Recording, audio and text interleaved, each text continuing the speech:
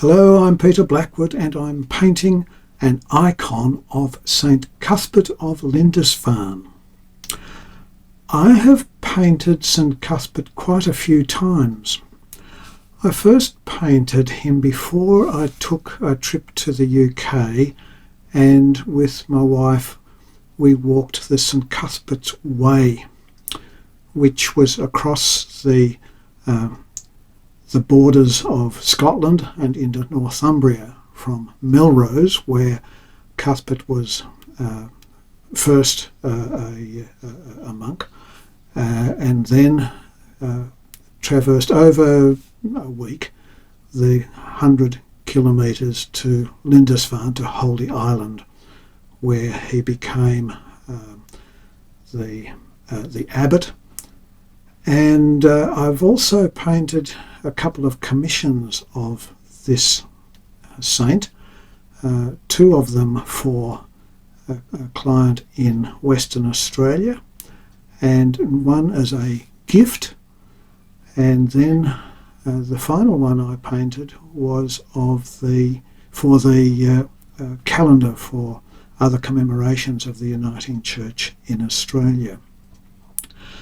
And this final image is of a carving in the St Mary's Church on Holy Island, and it's the saints, or the monks, the brothers, carrying their beloved saint into hiding when the Vikings were attacking the coast of Northumbria. So here is the adventure of painting the icon of St Cuthbert for the 6th time. It does include the adventure of using water gilding, and this is my second attempt in recent times of water gilding, and I'm happy with the process. So here we go. So we're marking off the panel halfway. So we've got a centre line, and there's a pattern around the border, and it's a Celtic pattern because St Cuthbert is a Celtic saint. And the border was put in place with gesso, and it was kind of squirted on through a little nozzle in this bottle. And one day, when I have perfected the process, I might show you how I did it. Plotting the image using yellow ochre and water and a hog hair brush, and checking dimensions, all based on the size of the head. 3/4 to the shoulder, full 2 head length at the chest. It's placing in the book. It's going to be the Lindisfarne Gospel, because St Cuthbert was an abbot of the Lindisfarne community, Holy Island, Northumbria.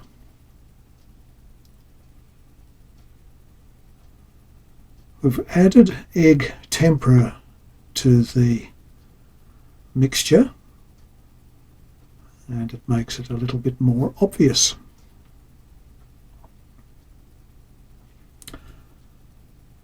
And struggling to get that hair correct. It'll come good eventually, but this is early stages. And the hand, approximately 3/4 of a head length.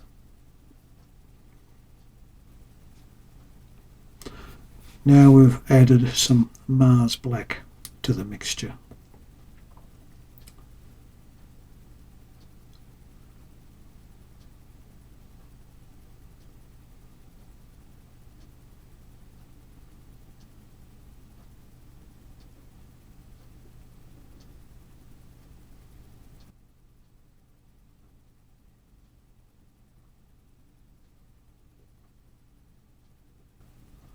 Using water to clean up some of those edges which are not quite right.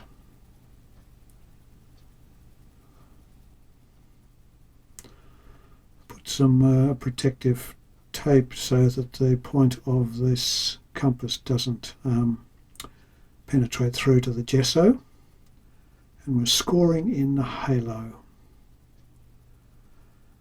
And now we're scoring the head so that the gilded section is all surrounded with a score mark on the gesso. It just helps define the gold more accurately. Now applying some gum, and it's a masking gum which is usually used in watercolour, but one of the advantages of using it here is to protect the edge of the gilded area. And later on it will just rub off with my finger or my thumb, hopefully. And now the first layer of bole is applied.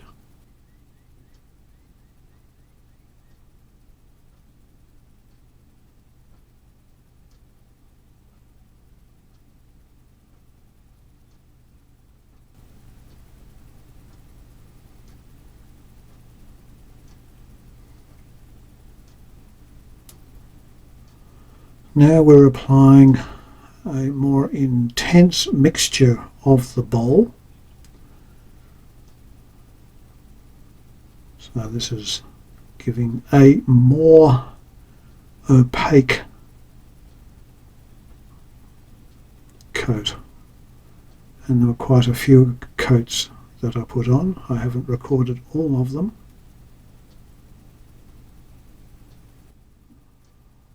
It doesn't take long to dry, and on goes another coat. And off comes the masking gum.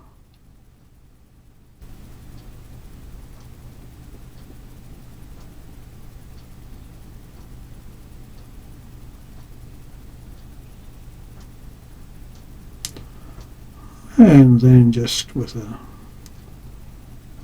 metal palette knife just trim up the edges a bit.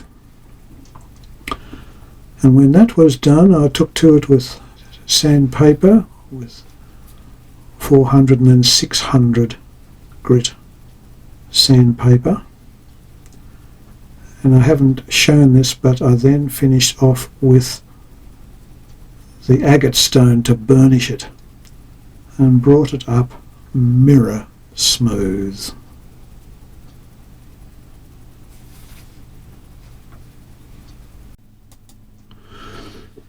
Now it's time to add the glue. It's a very, very weak glue. It is rabbit skin glue in a very small proportion to water. And that is painted on with this flat brush, and it takes only one coat. And now the tricky job of getting the loose leaf gold out of the folder and onto the, oh, it's such a pain, onto the suede pad. I'm using my well, it's an icing knife, but I use it as a gold knife, and it works perfectly well and heaps cheaper.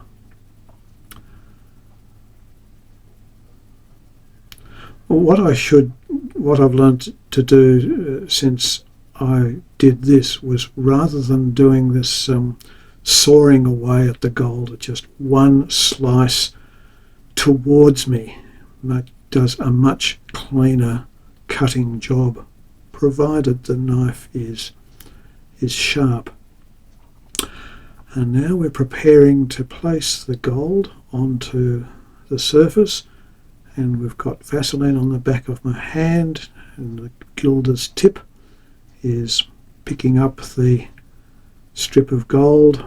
I was trying to, and the water is going onto the surface, and the water is distilled water with a tiny bit of vodka so that the water doesn't pool.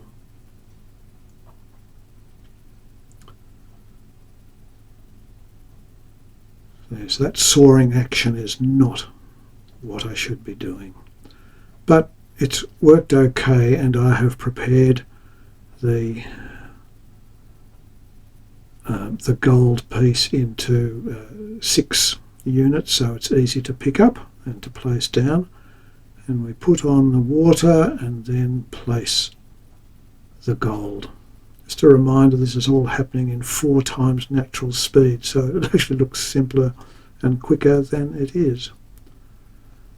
And a little bit of Vaseline on the gilder's tip on the hair is really happily picking up the gold, and the water is very happily snapping it up.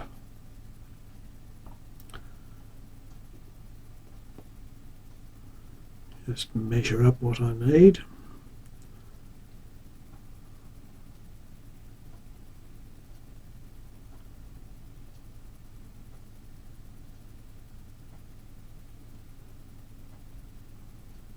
And pick it up,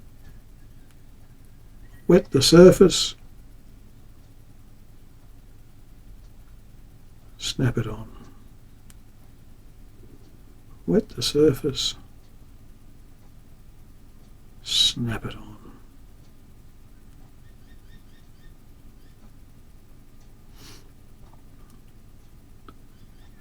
One tiny little spot that needs covering, and bing, there we have it.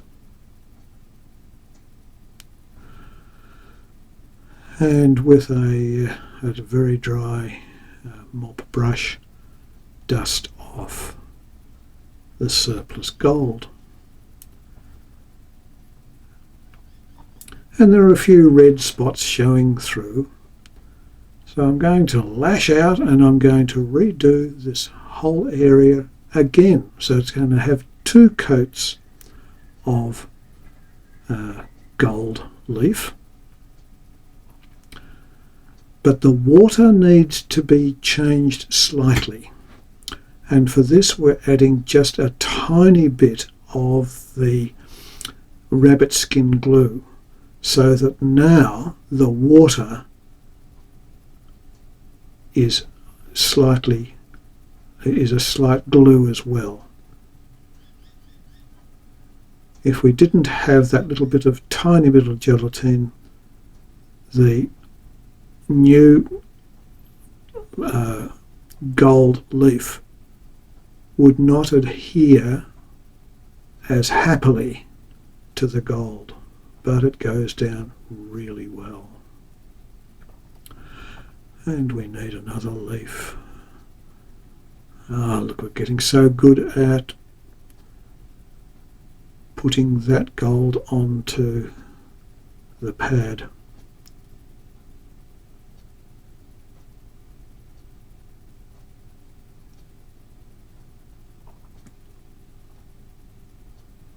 However, the cut wasn't as clean as it should be.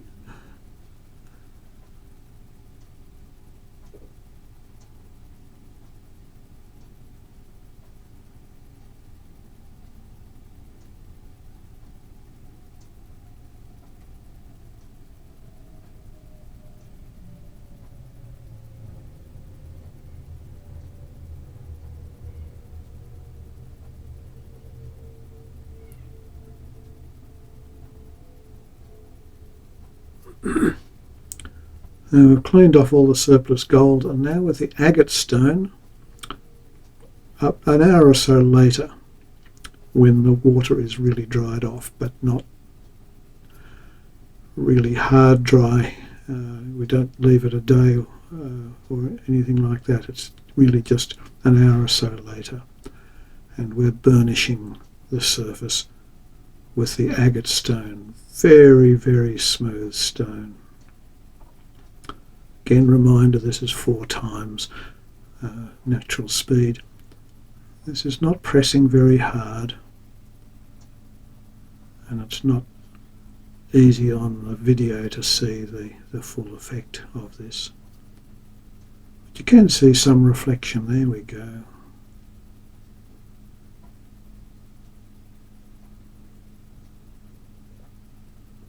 Let's put this mask in place, because I'm going to paint the background, and I'm doing this in unbleached titanium.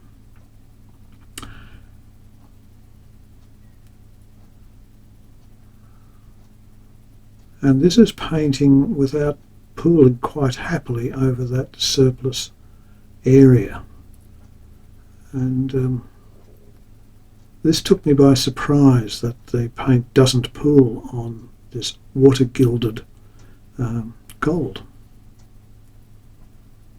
Not quite sure why. Maybe because there's still alcohol in the air and that helps. I don't know. Using a big mop brush now, this really puts this unbleached titanium down onto the panel. I had to do a couple of coats.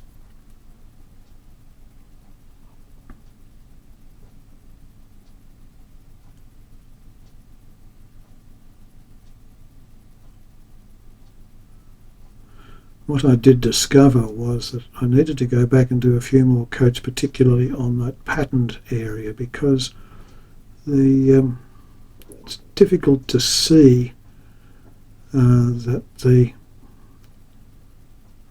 brush, even though I'm slapping this paint on, hasn't got to all the bits of white gesso in the pattern. Now, to paint in the outline of the halo, this wasn't as successful as I'd hoped it would be. I did the red line with red ochre, and now a line outside that, but that mask, it just didn't work, and I actually found it a happier result by putting on the outline freehand.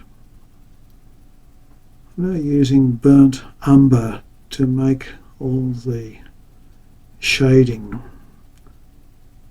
very clear on the face and the clothing.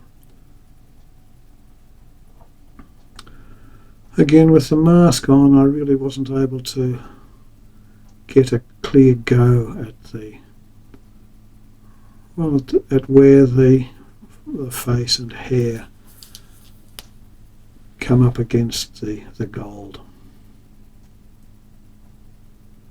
The mask is there to help prevent getting any paint or any water onto the gold surface, which causes irreputable staining. So it's a bit of a risk to take the mask off, but needs must.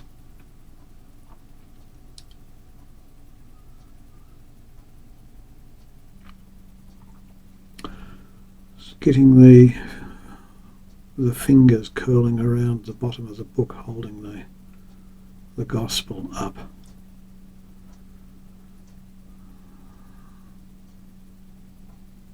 You can see that the paint is pooling on this gold,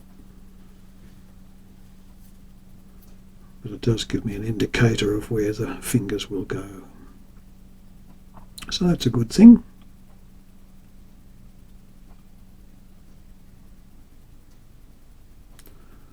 So chromium oxide is the green that I'm using. I've added a little bit of burnt umber just so that it's not too bright. It's a very solid pigment. By that I mean it gives a coverage which does not leave streaks and doesn't leave much underneath, so we can still only just see the shading underneath, but that's okay so long as I can still see those guidelines for when we come to do the highlighting.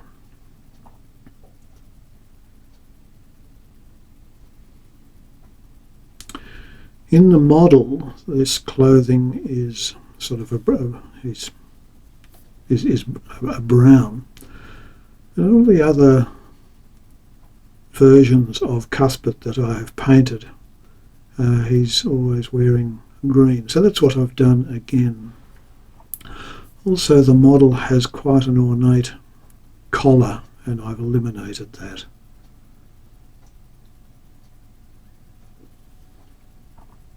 The perspective on the gospel is very squared off, but later on I decided against it, and I did change that to a more conventional perspective.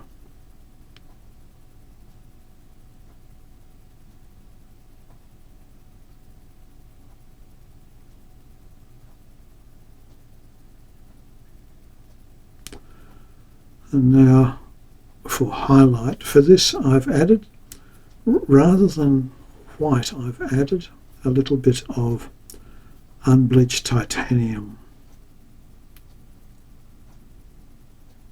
Because this is a sort of a flat or a low chroma yellow but very light tone, it I think works better with the green rather than using the titanium white.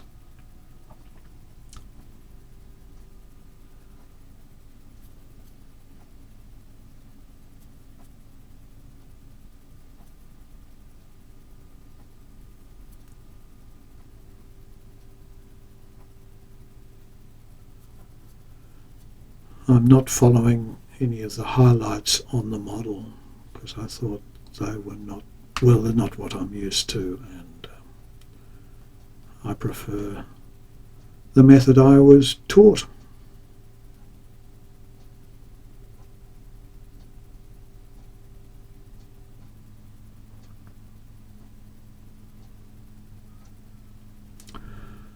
I've added a little bit more highlight and just doing very selective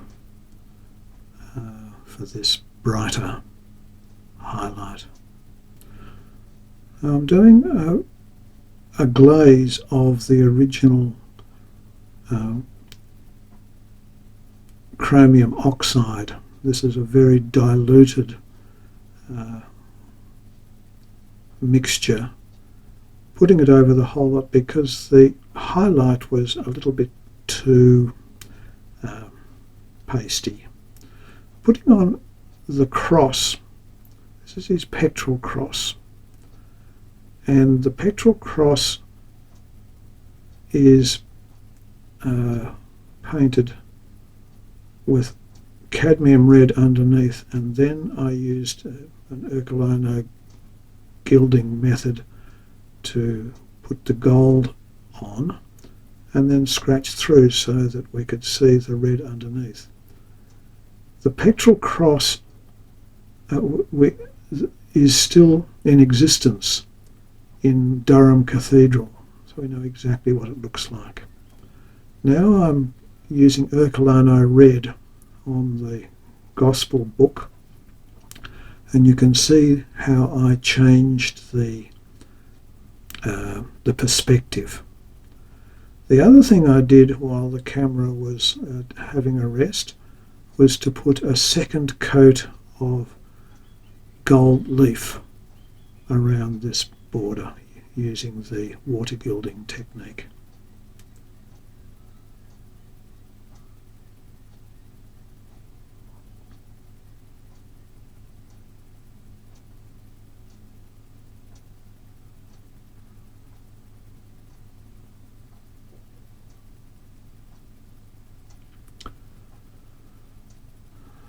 putting in the jewellery. Now I've added an acrylic varnish.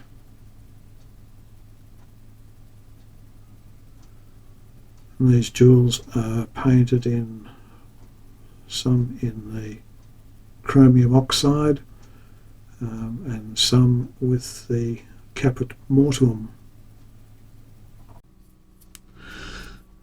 The design on the front of the book is based on the front cover of the Lindisfarne Gospel, which is an illuminated manuscript probably produced around the years 715 to 720 at Lindisfarne, and was presumed to be the work of a monk named Eadfrith, who became Bishop of Lindisfarne in 698. And it may well have been produced in honour of St Cuthbert, so it's suitable to have this design on this icon. And having put the shading in the, particularly in the face and a little bit in the hands of the icon, we're now producing a membrane in flesh tones. This is a yellow ochre and a little bit of Urcanano red and a tinsy bit of terra vert.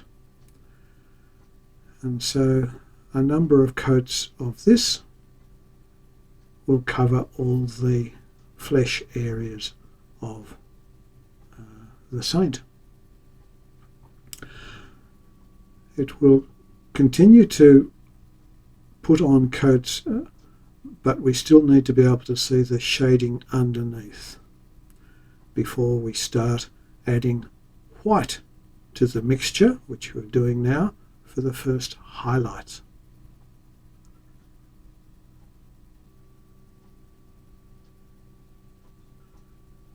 We put the highlights where the light is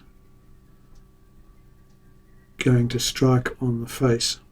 So I invariably begin with the nose because that's always going to be the lightest bit, then above the eyebrow and the a little bit over the top eyelid, the forehead, the ears,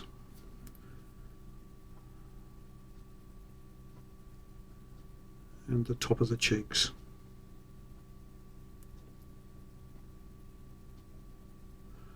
We won't see the chin, but out of habit I always put in highlight in the chin, even though we won't see it because the beard will cover it.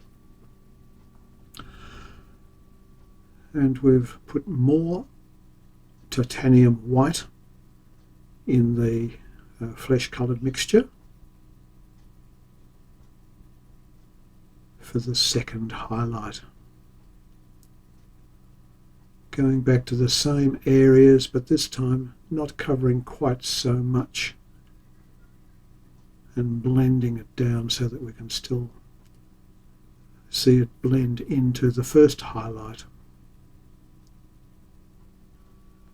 And in the fingers, leave the knuckle areas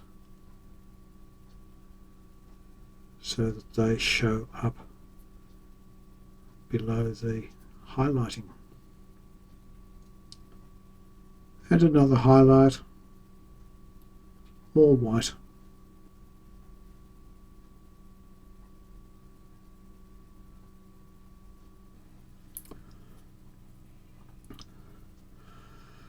Now with the burnt umber, we're replacing the painted over and dulled out main features. So the pupil and the iris, the top and bottom of the lids, bottom of the nose, the mouth. Make sure we can tell where the ears are.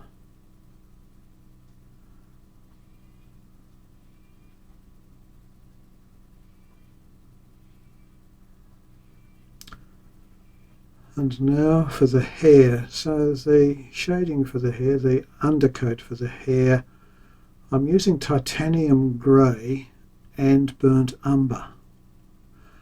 And this is a first time using this combination, and I think it looks quite good as an undercoat for grey and white hair and beard.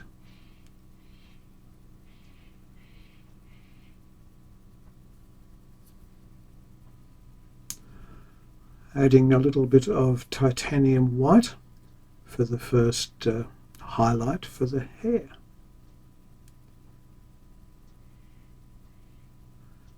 Moustache and beard.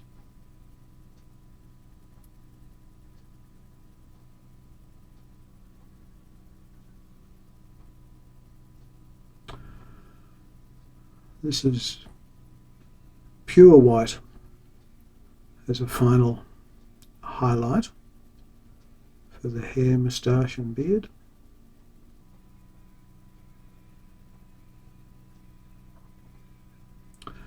This is red ochre, very fine lines in the crease of the eyelid, down the shadow of the nose and on the lower lip, and a little bit of blush in the cheeks. And going back with burnt umber. Off camera I painted the inscription and put red ochre around the edge of the icon as well. A few touch-up bits were required, a few bits of touch-up on the background, but now the icon is finished. In a few weeks' time I will put a varnish on it to protect it.